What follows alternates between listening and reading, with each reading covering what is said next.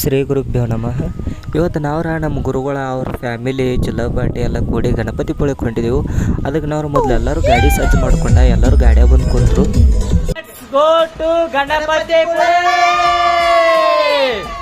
ಗಾಡಿಯಾಗ ಹಾಡ ಹಚ್ಚಿ ಹುಡುಗರು ಕೂಡ ದಂಗೆ ಹಾಕೋತ ರತ್ನಗಿರಿಗೆ ಬಂದು ರತ್ನಗಿರಿ ಒಳಗೆ ಅಂಬಾಘಾಟ್ ಅಂತ ಹತ್ತಿತಿ. ಆ ಅಂಬಾಘಾಟದ ನಿಸರ್ಗ ಭಾಳ ಮಸ್ತ್ ಇತ್ತು.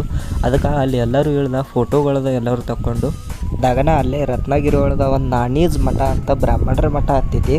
ಅಲ್ಲಿ ಹೋದವು. ಮಠದಿಂದ ಹೊರಗೆ ಬರೋ ಅಷ್ಟೊತ್ತಿಗೆ ಮಠದ ಆನೆ ಬಂದಿತ್ತು.